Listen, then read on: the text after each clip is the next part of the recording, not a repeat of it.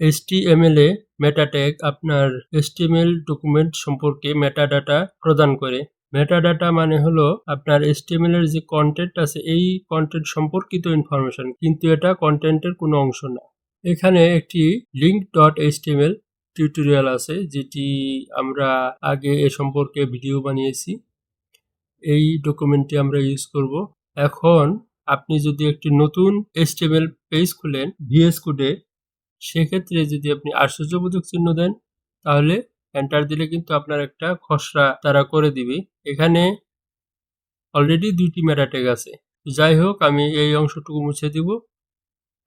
বডির ভিতরে কিছু অংশ এখানে আছে, কিন্তু এই বিষয়টা আজকে আমাদের আলোচ্য বিষয় না। আমরা আজকে আলোচনা করব মেটা ট্যাগ নিয়ে। এই অংশটুকু মুছে দিলাম। এখন প্রথমে আমাদের যে ক্যারেক্টার সেট মেটা ট্যাগ আছে এটি নিয়ে একটু কথা বলা যাক। এখন প্রশ্ন হলো এখানে UTF-8 এই জিনিসটা আবার কি?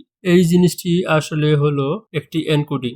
ধরুন একটি স্ট্রিং অর্থাৎ একটি শব্দ আছে, শব্দটি ধরুন হ্যালো। হ্যালো কথাটি আপনার পেজে আছে, কিন্তু এটা বাইনারিতে স্টোর হবে কম্পিউটারে। কিভাবে এটা স্টোর হবে সেটাই হলো এনকোডিং, এবং UTF-8 হলো একটি এনকোডিং। এখানে যেটি আছে এটি একটি ইউনিকোডের এনকোডিং সিস্টেম। তো আমার ক্যারেক্টার সেট যেটা আমার HTML ডকুমেন্টে ইউজ হয়েছে সেটা হলো UTF-8। এটি একটি গুরুত্বপূর্ণ মেটা ট্যাগ। এরপর আমরা যে মেটা ট্যাগ নিয়ে আলোচনা করব সেটি হলো ডেসক্রিপশন মেটা ট্যাগ।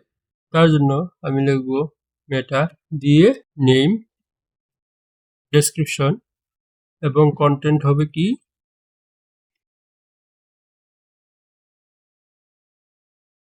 এটুকু হলো আমাদের কন্টেন্ট।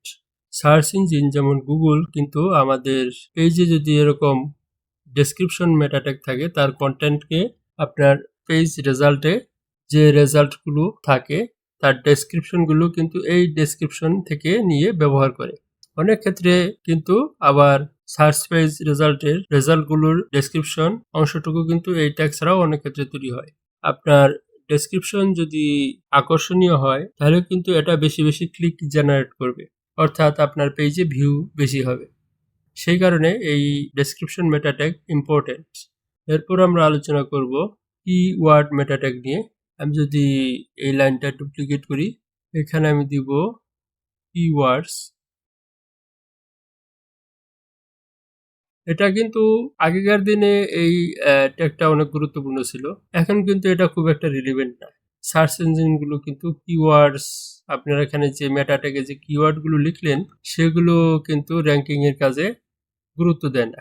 তো এখানে কন্টেন্টের ভ্যালু হতে পারে, যেমন কিওয়ার্ড আমরা দিতে পারি এই ক্ষেত্রে HTML মেটা ট্যাগস টিউটোরিয়াল ইত্যাদি। তো এটা হলো কিওয়ার্ড মেটা ট্যাগের এক্সাম্পল। আগেকার দিনে কিন্তু এই মেটা ট্যাগ নিয়ে প্রচুর স্প্যামিং হতো, এবং সার্চ ইঞ্জিন এখন অনেক সফিস্টিকেটেড, সেই জন্য এই মেটা ট্যাগের আর তেমন কোনো গুরুত্ব নেই। এরপর আমরা আবার কপি করে পেস্ট করি অথর মেটা ট্যাগ। কন্টেন্টে আপনি অথরের নাম দিয়ে দিবেন। ধরুন আমি নাম দিলাম মিস্টার অথর। এই ট্যাগ দিয়ে আপনি পেজের অথরকে অ্যাট্রিবিউশন দিতে পারেন বা ক্রেডিট দিতে পারেন। অনেক সময় এই ট্যাগে অথরের কন্টাক্ট সম্পর্কিত ইনফরমেশন উল্লেখ করা থাকে। এর পরবর্তীতে রিফ্রেশ মেটা ট্যাগ। মেটার এখানে অ্যাট্রিবিউট ইউজ করলাম HTTP EQUIV, এবং এখানে রিফ্রেশ হবে ভ্যালু, এবং কন্টেন্ট এখানে দিলাম 10। এই হলো রিফ্রেশ মেটা ট্যাগের এক্সাম্পল। কিন্তু এটা দ্বারা কি বোঝায়, অর্থাৎ আপনার পেজ কতক্ষণ পর পর রিফ্রেশ হবে। এক্ষেত্রে এই link.html পেজটি 10 সেকেন্ড পর পর রিফ্রেশ হবে। এই টেকনিকটি আগেকার দিনে প্রচুর ব্যবহার হতো। ফর এক্সাম্পল, কোনো খেলার লাইভ স্কোর বারে বারে রিফ্রেশ করে রেজাল্ট আপডেট করা হয়। আগের দিনে এই টেকনিক ব্যবহার করা হতো, কিন্তু এখন কিন্তু জাভাস্ক্রিপ্ট ইউজ করে পেজ রিফ্রেশ করা হয় সাধারণত। সর্বশেষ যে মেটা ট্যাগ নিয়ে আলোচনা করব সেটা হলো ভিউপোর্ট। ভিউপোর্ট হলো আপনার ওয়েব পেজের যে এরিয়া ভিজিবল এরিয়া কিন্তু বেশিরভাগ ক্ষেত্রে ডিভাইসের সাইজের উপর নির্ভর করে। যেমন ল্যাপটপে একরকম, ডেস্কটপে একরকম, মোবাইলে আর একরকম। এখন কন্টেন্টের ভিতর width equal to device dash width একথার মানে হলো আপনার পেজের উইডথ কিন্তু ডিভাইসের উইডথ ফলো করে হবে এবং ইনিশিয়াল স্কেল ইকুয়ালস 1.0 একথার অর্থ হলো ইনিশিয়াল জুম লেভেল অর্থাৎ পেজটি যখন আপনি লোড করবেন এই লোডের পর যে জুম লেভেল সেটা এই ইনিশিয়াল স্কেল এটা সেট করে। যে মেটা ট্যাগগুলো নিয়ে আলোচনা করলাম তার ভিতরে ক্যারেক্টার সেট, ডেসক্রিপশন, ভিউপোর্ট এই তিনটি ট্যাগ বেশি গুরুত্বপূর্ণ। আজ তাহলে এই পর্যন্তই, সবাইকে ধন্যবাদ।